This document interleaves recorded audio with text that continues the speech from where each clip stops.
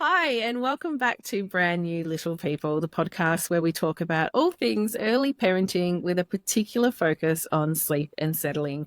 I'm your host, Dr. Fallon Cook, and I'm here with Dr. Laura Conway. And Laura, it's our first birthday for the Sombel Pediatric Sleep Programs. Oh my goodness, I can't believe it. Happy birthday, Sombel, and happy birthday to Woohoo! us. Yes. Oh my goodness, it has been so much hard work, hasn't it? Yeah, Like the probably thousands of hours that we've yeah, put into developing it, testing it, changing it, updating it. But yeah, it has been so rewarding to hear so much beautiful feedback from families. yeah, I'm really proud of us. yeah, I am too. I can remember us sitting in that place that we had hired Fallon so that we could record the lessons for the courses, Yeah. roughly a year ago. And oh my goodness, it's gone in a flash, and it's also been 10 years. I can Yeah. smell the room. I can picture us moving the equipment around. I can picture us with our little baby doll that we were using. Yes. And yet, my goodness, yeah, what a ride it's been this last year. I don't think either of us could have Yeah. anticipated the number of families we would reach and the lovely feedback that we would be receiving about the impact we've had on people's lives. It's just been Yeah. phenomenal, the impact on our lives and the impact on our Sunbelt community. What a wild ride. Yeah, absolutely. And it's just phenomenal. I think, it required so much bravery because we had looked at other programs that were out there and we weren't thrilled with what was being offered to parents. So we weren't just going into it, going, oh, let's just create our own sleep program. We were like, we're going to create the best sleep program that has ever existed. We set the standard very, very high. Yes. And that's why it took so much hard work to pull it all together. And it continues to take a lot of hard work to keep it running and keep it up to date. And we're always adding new things. But Yeah. I'm just so proud of it. It really has done what we wanted it to do. Yeah, it has. And one of more. the things, we were thinking when we set out to build the Sunbelt programs was the demand for our clinic services had gone through the roof. Like we could not cope with the number of new clients who wanted to see us, and wait lists were kind of 2 to 3 months to get an appointment, and that's just not on. No. No family can wait that long for an appointment. So our thinking was, well, for some families, they can just come in and do this great program and that will be all they need. And then our clinic becomes more available for the really complex cases where there could be like a really very tumultuous medical journey that has come before their appointment. Certainly we work with lots of families with neurodiversity where often speaking face-to-face is really important. It's opened up room for those families to be able to get in quicker, and we've still managed to help so many other families through Sombel as well. So it's worked because now our wait list, I think, is just a few weeks long, and that's a bit more reasonable, and parents can manage that. So it's great. And we also decided that we wanted to kind of take the pressure off ourselves a little bit with both of us being working parents and having young children to take care of. And I think many of our listeners would also be entering this journey themselves now with their babies and toddlers. Maybe you've got school-age children. And if you do need to go back to do paid work, which most of us do, it's one hell of a juggle to do that. And having the bravery for us to put some time into creating a program that would mean that we could free up a bit of time for ourselves as well and our families was really important, wasn't it? And I think we probably actually didn't end up freeing up a great deal of time. We just changed one type of work for another type of work. That's right. We just switched one out for another, I think. But you know what? We've got some pretty good plans in place that I think will keep helping with that work-life balance. One of the things we're really, really excited about over the next year is we are working with somebody very special. We can't tell you too many details just yet, but someone who is just wonderful, who is a parent counselor and does the most incredible work with families. We're just so, so impressed by her work.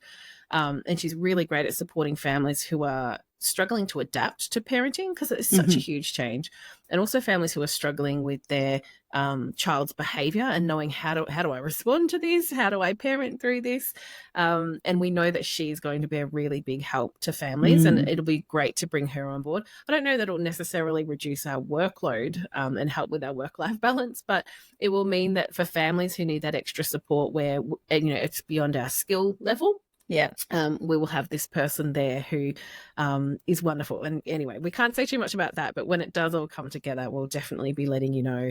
It's really exciting to add someone new to our team. But the work-life balance, it's so tricky. When we were chatting, Laura, we thought this is a really good one to talk about on the podcast, because it's something that we have that real world, real life experience with. We've been juggling paid work and parenting, both of us, for a really long time. And it's a constant up and down. I don't think there is a perfect balance. I think the whole idea of balance is a bit of a myth. It's about knowing sometimes one aspect of your life is going to run beautifully and something else will have to suffer for it, and then it's a few weeks later, a few months later, that flips again. You might have new and different priorities. It's always going to be an evolving process, I think. It is. And as the demands of work ebb and flow and the demands of family life ebb and flow, it will be constantly changing. And when you, I found when I needed to return to work after having children that not that I became, I worked any less hard, but I became much more skilled at using my time very, very wisely, and also being a little bit more discerning about what was good enough rather than needing things to be perfect.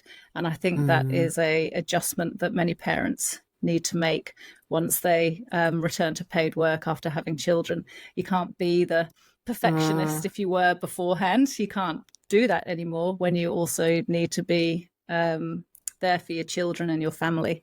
So I know, Fallon, that you of course have got 3 children, so one more than me, and juggling small children with paid work is a real struggle. Now you made a really significant life change by moving from the city to the country in order to help with that juggle. Why don't you tell us a little bit more about what life was like before you made that move?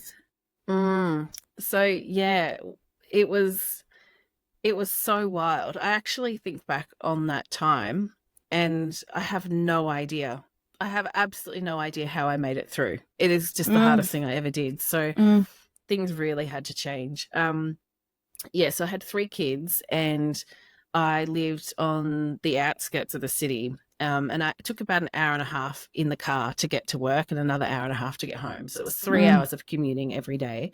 I mostly was working about 3 days per week in the office. But I had 3 children who needed to go to 3 different places because we've never had family nearby to kind of support us or help out with childcare.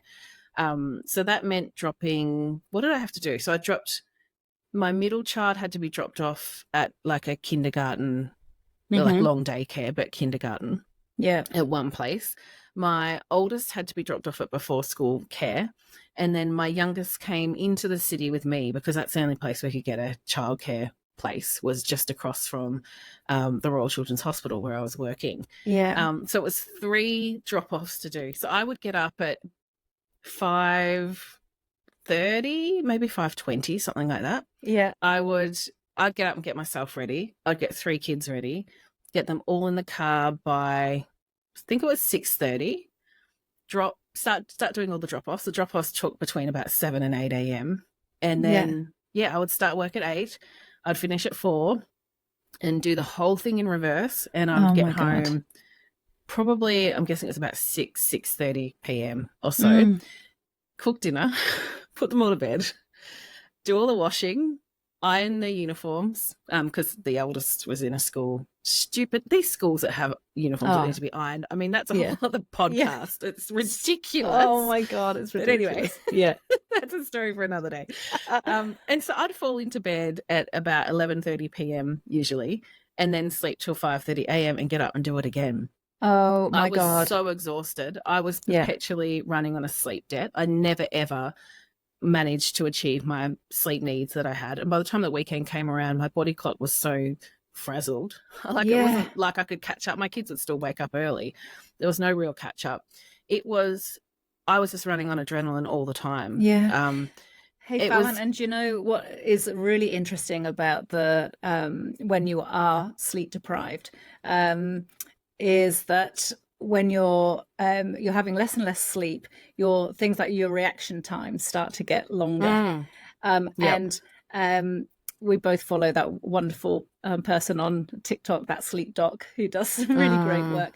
And he recently did a post about how the study that looked at whether you ever get used to having less sleep. And interestingly, your perception of how well you're functioning can be, you can think, I'm doing all right, I'm doing okay. But actually, your reaction times are no better. You know, they've got worse and worse. But you feel like you are adapting and that you're functioning better on less sleep, but you're not. Your performance will be impacted. And so listening to you describing that, Fallon, where you're day after day, you're getting up super early to then, you had lived 12 lives before you even got into the office, then do a full day of work. And it's not like it was easy work that you were doing, to then go back and not get into bed until really late and then sleep a very short number of hours. And during that time, you've got 3 children. So I'm guessing that they were, one or the other of them would have been up in the night as well at some point. So it's not like you were every day having good quality sleep. That's exactly right. It was just so full on. And it just got to a point, the actual tipping point was that, well, I suppose one thing I should say is that I loved my career and I was very, very invested in my career. So I did find that work rewarding. In hindsight, I realized what an incredibly toxic work environment I was in. It was not good for me to be in that place, but I was very dedicated to the work that I was doing. But I think what was particularly hard was I was very invested in making sure my children didn't suffer for my choice to have that career. I had to work. I don't come from a wealthy family. We 100% relied on every single cent that I was earning. But I didn't want the children to. So for me, it was like always putting on this. And the kids loved the car. Right? Actually, we used to do stuff in the car. It wasn't like I ever just zoned out and just went, they can just do whatever. It was like me going, okay, if I'm going to be getting them up early and taking them to before school care, this time has to be great time to get. I worked so hard to kind of protect them from the chaos of it. And they talk about that time like it was wonderful. Oh, I was dying, but they had a great time. Oh my gosh. Anyway, so what happened was I was very fortunate to actually get some funding, which is a very hard thing to do in health and medical research. I got funding for a fellowship, which gave me a very small amount of money, but enough that would allow me to go overseas. And I went to Harvard in Boston and did some training there and got to observe some sleep clinics. It was fantastic. But I took the kids, the whole family went for that. So we chipped in our own money as well. And we did this sort of around the world trip. So from America, we went over to Europe and very much on a shoestring. But it was, I think, about 5 weeks or so where we just had what we needed in our bags. And the kids had the adventure of their lifetime. And really, we didn't do anything pricey. You know, we're flying economy. We were staying in Airbnbs and some of them were not flash. But we just had the time of our lives. And there was a point on that trip where my husband and I looked at each other and were like, what the hell are we doing? What have we been doing? Here we are staying in little tiny apartments and things. We've only got one backpack. And we're the happiest we've ever been in our lives, just having the time of our lives. And we suddenly went, why are we just living this life where we are working to pay a mortgage on a nice house, but it's just a house Like, it's just a house, and we were at work so much we barely got to enjoy a nice house anyway. And it just really, we had this huge reassessment of our priorities. And by the time we got home from that trip, we were like, that's it. We love this house, but it's just a bloody house. Let's sell it. Let's sell it. Let's actually change our whole lifestyle. So I know not everybody can necessarily do this, and we were lucky to be in a position where we could. But we sold our house and we just rented in Melbourne, right in the centre of the city, in a really lovely area. We got to ride our bikes to work and to school and walk through a park to get to school. For the first time in a long time, I could set my alarm for 7 a.m. A reasonable hour. Yeah, exactly. And then, so we were just living in the inner city like, this is bloody amazing. We've got this fantastic life and everything's relaxed a little bit. And then COVID happened and we were in lockdown. But I still, even though we were in lockdown, I loved that time. It just took the pressure off. We kind of went to ground as a family, had a lot more time together. But of course, the whole time we were like, what are we going to do? There's no way we could afford to buy in the city. I think there's this perception out there that if you have the doctor title, you're completely loaded. Yeah, no. Hilarious. It's absolutely hilarious. I'm not that kind of doctor. No. We are the wrong types of doctors. We are the wrong type of doctors. Money. Yeah. So we were like, we'll never afford to buy in the city, and we wanted to come up with a simpler way of living. So that's when we had this quite harebrained idea that we would just go and buy something in the countryside, in an area we were familiar with. We were like, let's just buy some little old farmhouse, cheap as chips, and who knows what we'll do. Maybe we'll just go there on weekends sometimes. Just thinking like we may as well invest our money from the sale of our house in something. But of course we fell in love with it. And so this little old farmhouse we ended up buying, I'd never actually seen it in person. I just sent my husband up to look at it when lockdown would allow. Yeah. And that's where we eventually just ended up. We just kind of went, every weekend would go and visit and would go, I don't really want to go back. Wouldn't it be nice if we could live here? And then, of course, working from home became a big thing. And it was at that point we just went, let's just do it. Let's just go really back to basics and have a much lower stress lifestyle, a cheaper lifestyle, it's more affordable living in the countryside. And it was just completely game changing.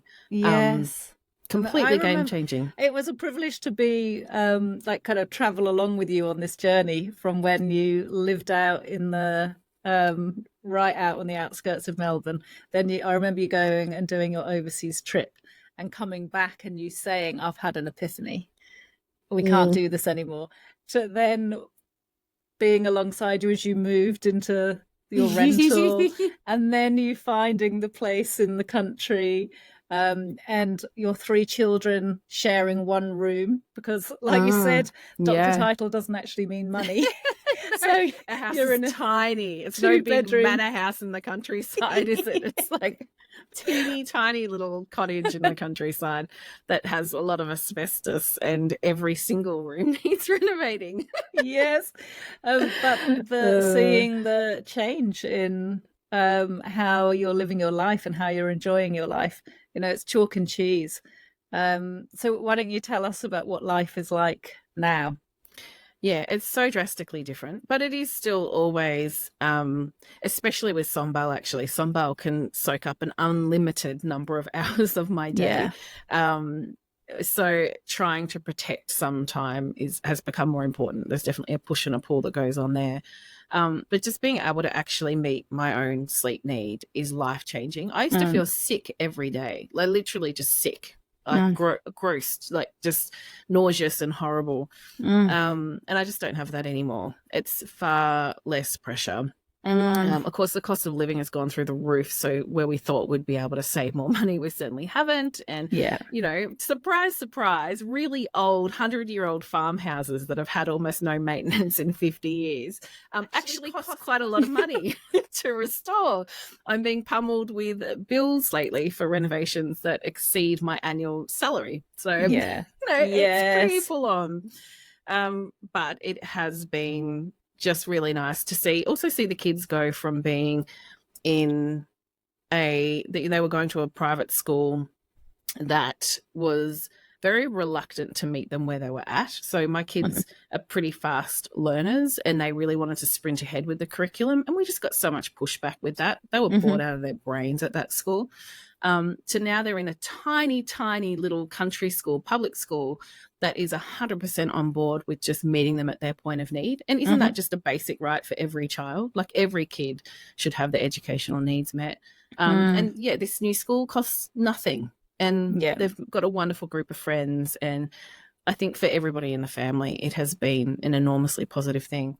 Anyway, so the point of this podcast is not to convince every listener to sell up and buy an ancient farmhouse in the countryside.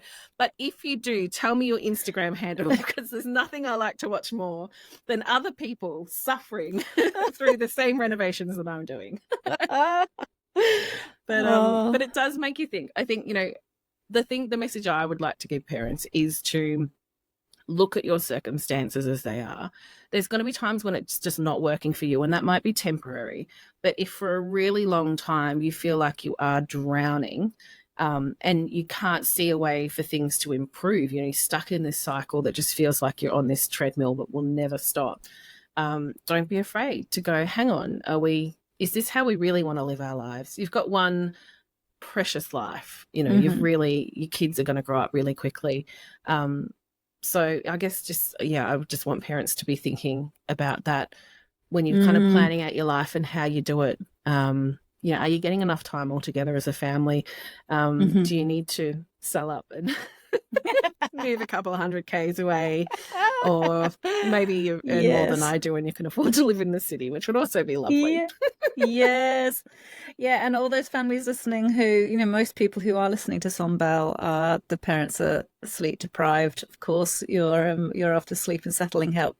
And it's not going to last forever. It is very, very hard when you're going through it. And I've been through that as well, where I've had very unsettled babies.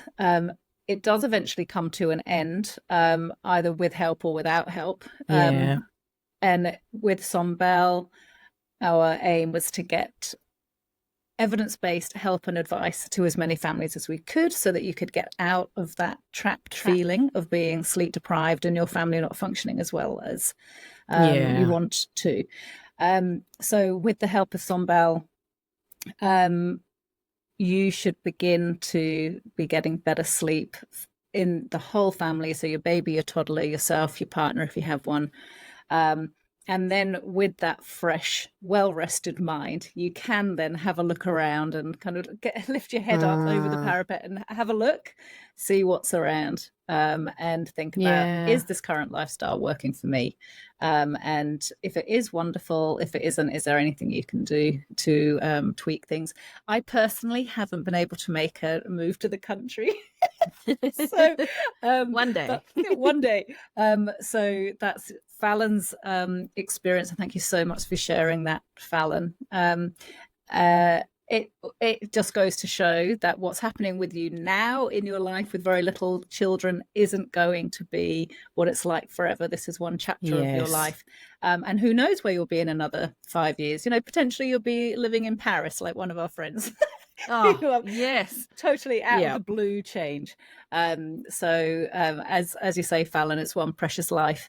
And when you're well rested, you can really enjoy that precious life to definitely the fullest. Yeah, if my kids had persistent sleep problems, that entire structure we had built around our lives and how we lived would have completely crumbled, and it wouldn't have been doable. And I don't know how I would have gone.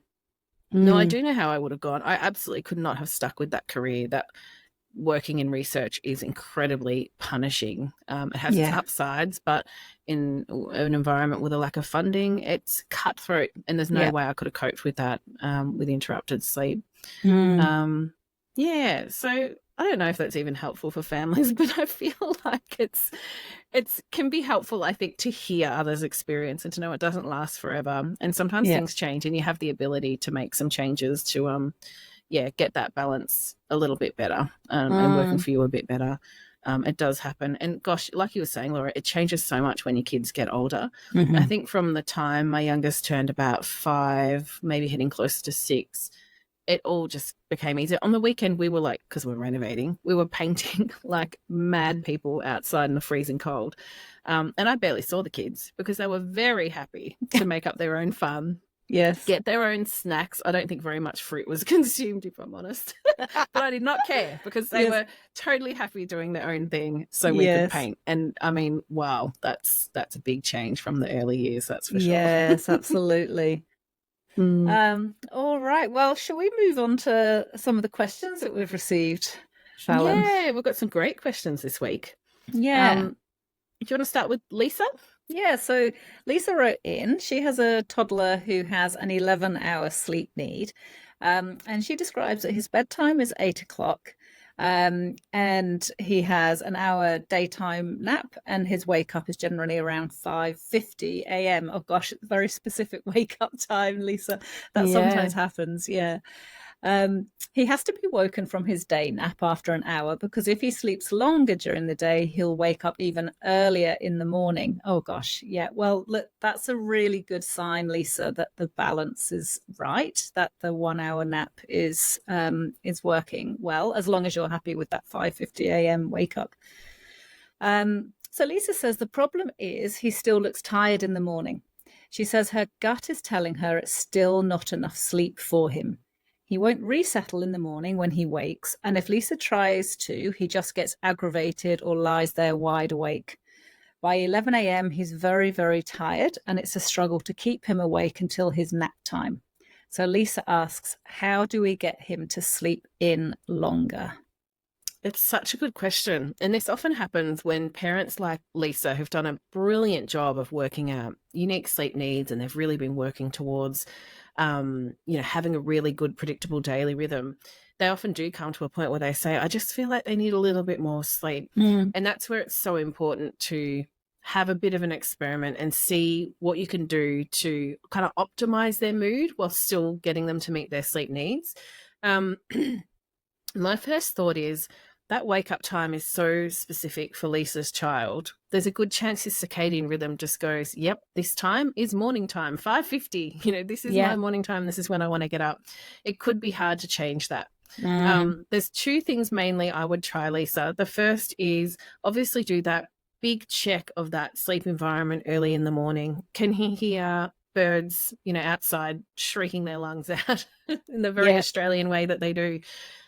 Is there some light coming in? Is it the rubbish truck? Is it quite cold?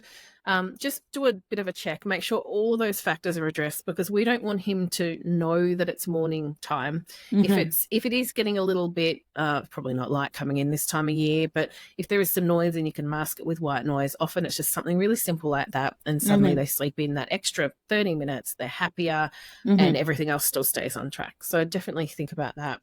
But what I wondered was, is there some room to tinker with bedtime a little bit? Since having a longer day nap does tend to make him wake up even earlier in the morning, maybe keep the length of the day nap the same, but maybe trial bedtime, say 15 minutes earlier, and just do that for 1 week and see if he can adapt to that. If he's constantly waking up 15 minutes earlier in the morning, it might just be that that's about as good as we can get it right now. And as he gets older, excuse me, he'll just get better and better at managing that daily rhythm. But there is a chance that a slightly earlier bedtime, he'll still get off to sleep okay, because he didn't overdo it with the day sleep. And just getting that little bit more sleep before he wakes up in the morning might just mean that his mood is that little bit better. So, yeah, it's not a clear-cut answer, Lisa. I think there could just be a little bit of tinkering to do. We always say when you're at this point to make one timing change for a full week and just see what happens. So add 15 minutes in, maybe try a 15-minute earlier bedtime for a week. And if he starts to wake up a lot at night or is waking really early, then you know why. It's because of that one change. Whereas if you make lots of different changes, obviously that's going to be confusing and you won't know which one of those changes did it. So hopefully that helps. Would you add anything to that, Laura? No, I don't think so. I think you've got everything covered. We can't increase the length of the nap because it just brings his wake up time earlier. And the other thing to consider is that what time that nap is at. Now, if he's really tired by around 11 and you're aiming for around midday for that nap, see how he goes, going down at around 11 or 11:30. That could be another change. So you could think about adding the extra 15 minutes to bedtime and do that for a week and see if that improves things. And then another change would be just move his nap time a bit earlier, still cap it at 1 hour. But oftentimes toddlers do have, well, babies and toddlers have their shortest time awake earlier on in the day. And it may be that just by having the nap a little bit earlier than you're currently aiming for, he actually copes quite well. Yeah. Yep, that's a good idea. Ruth wrote in with a really lovely email, Laura, and I thought I've just got to read this out because it gave me the warm fuzzies. She says, firstly, I'd like to thank you so much for your podcast, which has been the soundtrack to the first 9 months of my son's life. She says, I adore how you seamlessly combine empathy and science. It's felt like having two super smart friends supporting me through those long, lonely nights. What more could a new mum want? She says, you've facilitated a deep level of understanding of my baby's low, unique sleep needs, without which I would have spent many a frustrated hour torturing my baby trying to get him to sleep beyond his capacity. Thank you so much for providing me and my family the tools to manage our FOMO baby's low sleep needs in a way that suits us. That's just so lovely. Ruth, that absolutely makes my day. Yeah. It makes me a bit teary. Yeah. I love it. Yeah, so lovely. Yeah, so Ruth describes that her baby has recently stopped feeding to sleep and is now mostly settling in his cot. And she's been using the quick fade approach. He wakes up 3 times at night, and the first time he resettles in his cot with the quick fade. The other 2 times she feeds him back to sleep. Without the feed to sleep for day naps, he is full of beans and more interested in playing than napping.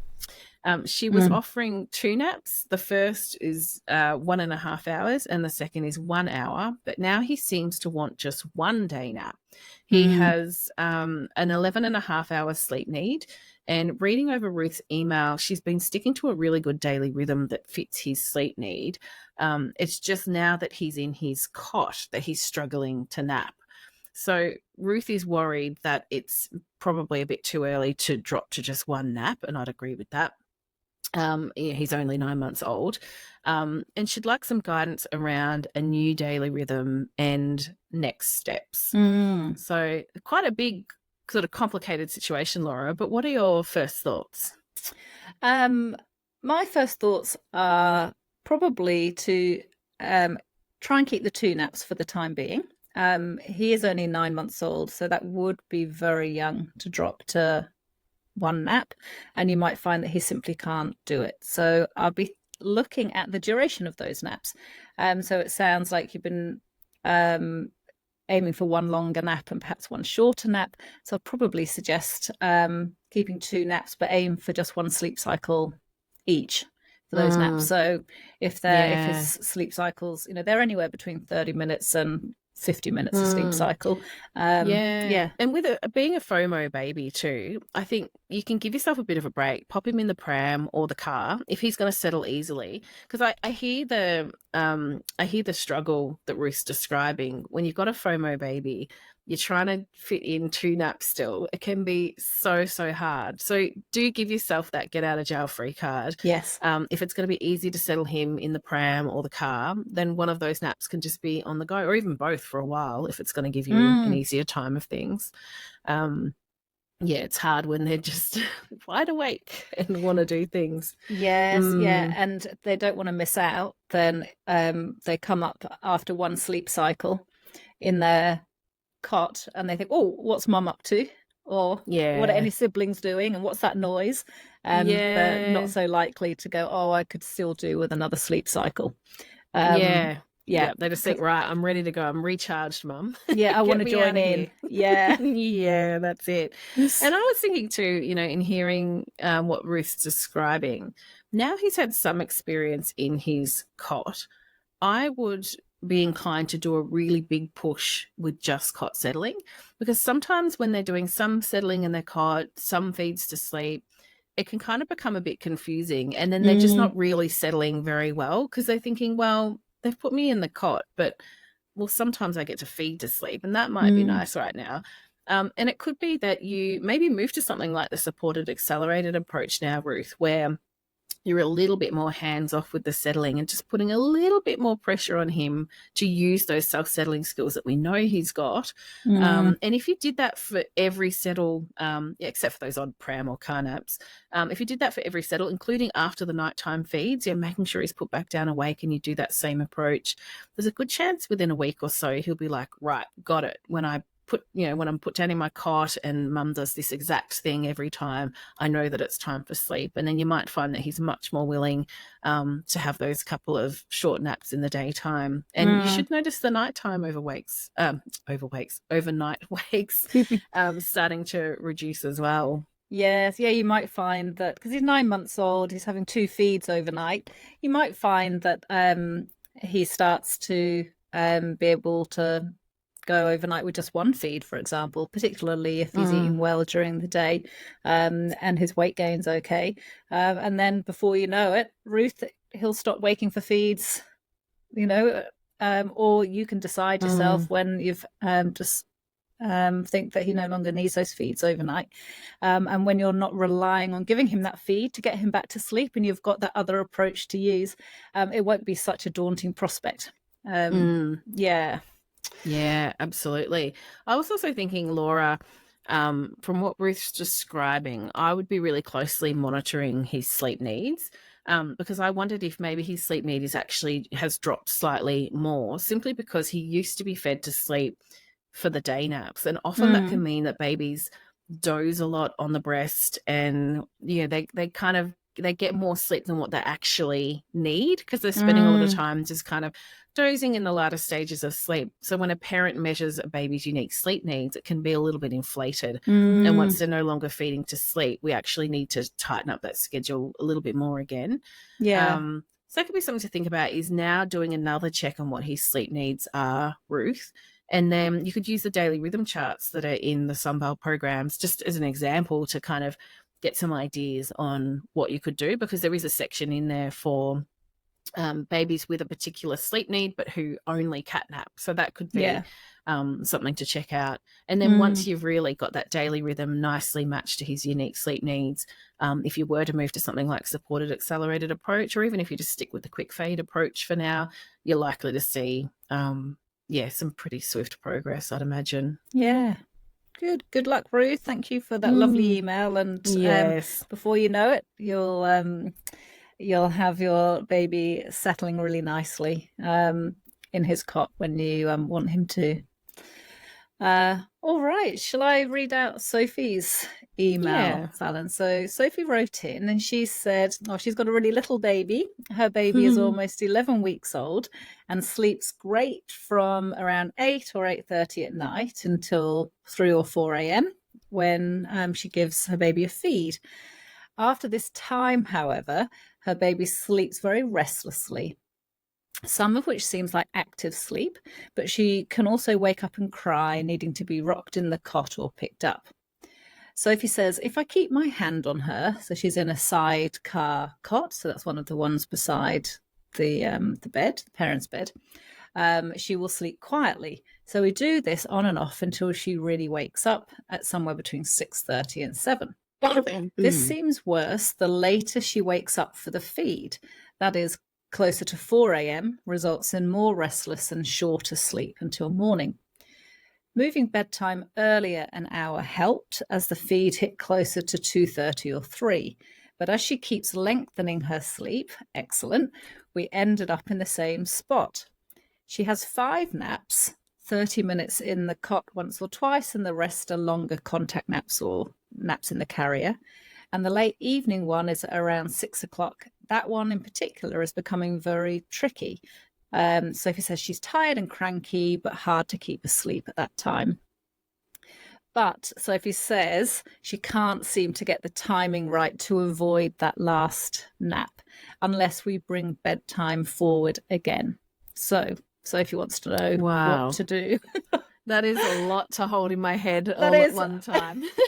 like, Me I've too. got, that meme with the lady with all the maths equations like above her head. That's me right now, trying to like calculate it all. Oh, I know. I Sophie, need it to sounds take a really moment. challenging. Yeah. Yeah.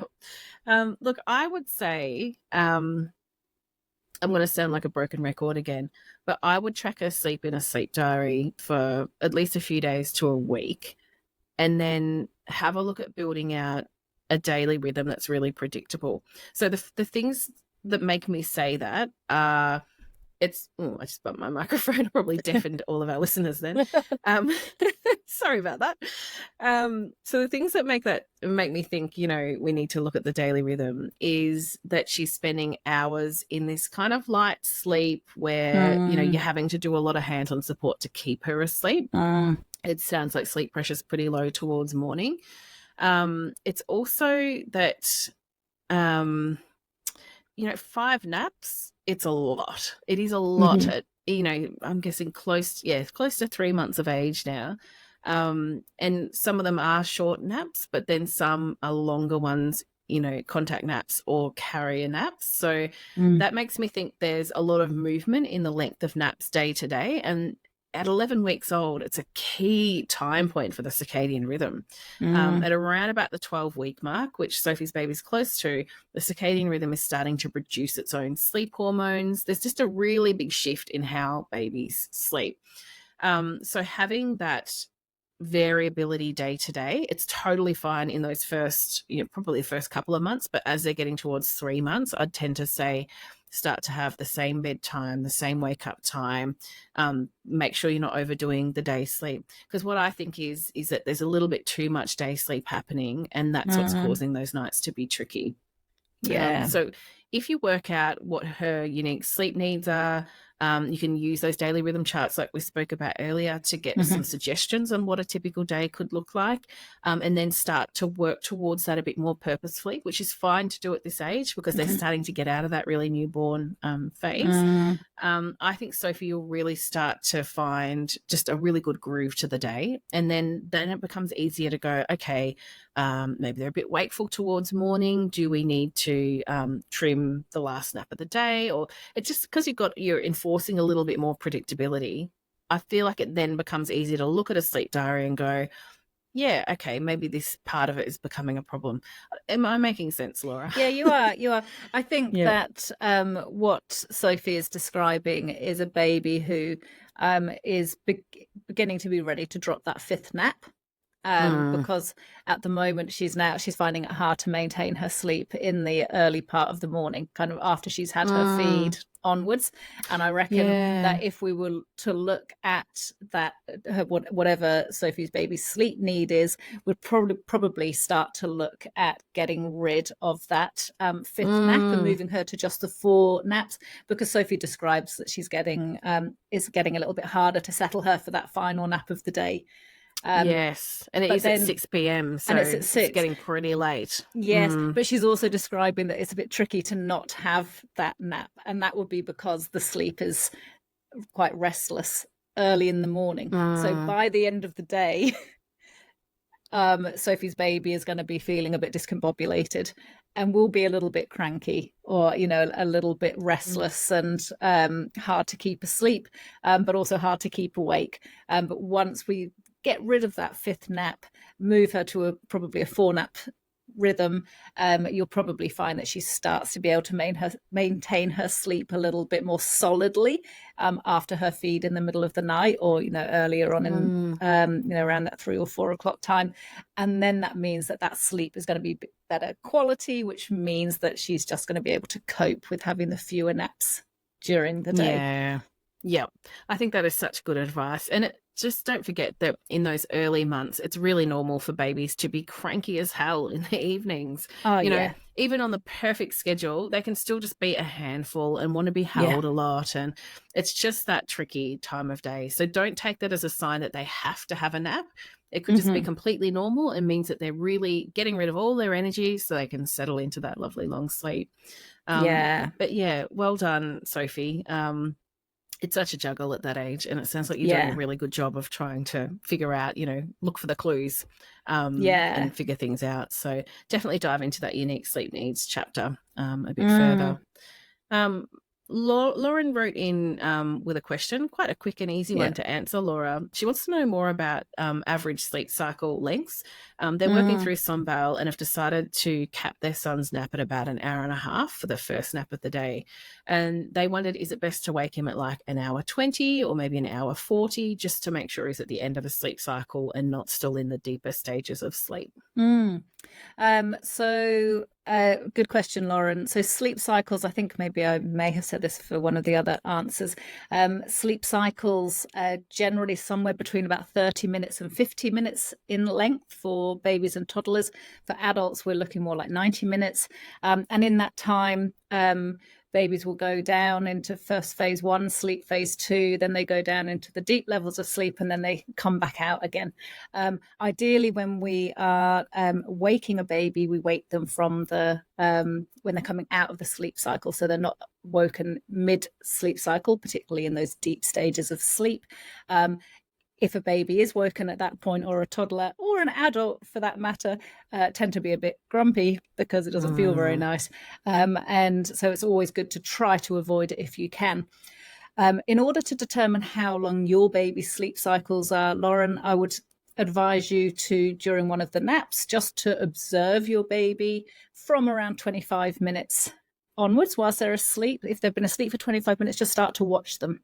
And you might get a sense of how long the sleep cycle is by looking at his behavior as he sleeps.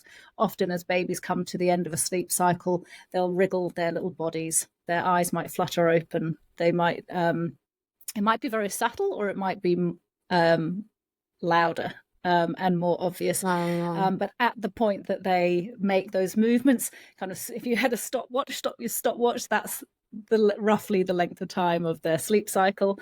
And some babies have very specific ones. 37 minutes often comes up in clinic with me, Fallon. It does, doesn't it? It really does. 37 minutes. It's just as really specific, on the dot. And then you would want to be thinking about, if you are waking your baby at the end of a nap, you do it in increments of that sleep cycle length. Yep. So an hour and a half nap will work well for a baby with a 30-minute sleep cycle. They'll just have 3 sleep cycles. And for a 45-minute sleep cycle, they would just have 2. If they've got more of like a 40-minute sleep cycle, it might be, that you aim for an hour, 20 minutes or so. That's perfectly fine. Awesome. And finally, Laura, Gia sent in an email, and she describes that her 16-week-old has recently started self-settling in her cot. So well done, Gia. Gia describes how her baby likes to flap her legs around in order to self-settle. So she tends to leave her daughter to do this, and she's been able to put herself off to sleep, which is great. The difficulty is that lately she's waking up for longer during the night and doing a whole lot of leg flapping. So she's trying to fall back asleep, but then she's getting really frustrated. She can't get herself back to sleep. She starts to cry, and she might be awake for 1.5 hours even each time. So very tricky. Gia also describes that her daughter has 3.5 to 4 hours of day sleep split across 5 naps that might be cat naps in the cot or much longer naps in the pram, which can be around 2 hours long. And Gia is a bit confused and wondering, is this the 4-month regression? What should she do? And I know immediately what Laura's going to say. Yes. I think I do anyway. Gia, I really want to know what your baby's unique sleep needs are. I really would want you to revisit the unique sleep needs chapter, log your baby's sleep. You are just at the end of the wildest ride in terms of sleep changes. Sleep changes so much during the first year, but the first 3 to 4 months in particular is just a white knuckle ride, and sleep needs can drop a lot during those first few months. And there's a lot of day sleep, isn't it? Like there aren't many babies who can have that much day sleep and still have a good night. And what I think is Gia's baby's got the ability to self-settle, but I reckon sleep needs have fallen off a cliff for this baby and have dropped. But the day naps have stuck around, which means that the nights have just progressively worsened. So in order to get the better nights, we reduce the day sleep back, and then we'll start to see more sleep pushing into the night, because Gia's done that hard work of the self-settling and has picked up that her daughter likes to flap her legs around to get herself off to sleep. Which kind of implies that once the timing is right and we're sure that sleep pressure is high enough, it really should come together. I think. Yeah. So again, a bit like, was it Sophie earlier who was describing that her baby has 5 naps at nearly 12 weeks old. So Gia's baby is 16 weeks old and is on 5 naps. I would definitely be looking at reducing to 4 naps, even 3, Gia. Yeah. And then looking, once you have a sense of what her unique sleep needs are, then making a judgment call about how much of that sleep is going to be in those naps versus overnight. And then it's really very likely, Gia, that once you get that timing right, your baby's going to go back to being able to do lovely long stretches of sleep overnight. She's desperately wanting to resettle herself by banging her legs up and down or flapping her legs up and down. And then she's getting frustrated because she just can't do it. But she's got the skills to, but she just can't. Once you work out that timing, Gia, things are going to really improve. And I feel like, Laura, this is just the most important message we can give parents, is that if you work on self-settling and it goes well, and then the wheels start to fall off, you have to reassess their unique sleep needs. I think this is the most common thing I see, and I see it a lot in the coaching calls with Sunbelt families. They're like, well, it started to come together, it just hasn't quite stuck. And it's always that there's too much sleep being offered at some point in the day, and then at nighttime they're just not having the sleep pressure and that sleep drive to get through the night. So if you have had some successes and then it feels a little bit wobbly and a bit funny, go back to Sunbelt. It's designed for you to keep returning to. Whenever there's a hurdle, go back to it, work through the unique sleep needs chapter. Because I think for a lot of families, they come into Sunbelt and they go, oh, I think the daily rhythm's fine. I don't think that's the problem. I think it's just the settling.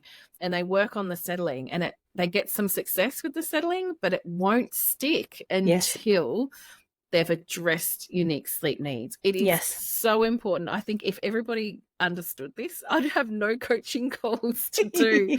It seems like that's so often the problem. So not to say you shouldn't book coaching calls, but do just consider that first. Often there's that need to work on sleep pressure, and that's often the missing ingredient. So I hope that helps Gia work through that unique sleep needs chapter. And, I think you'll see it start to come together when sleep pressure is a bit higher.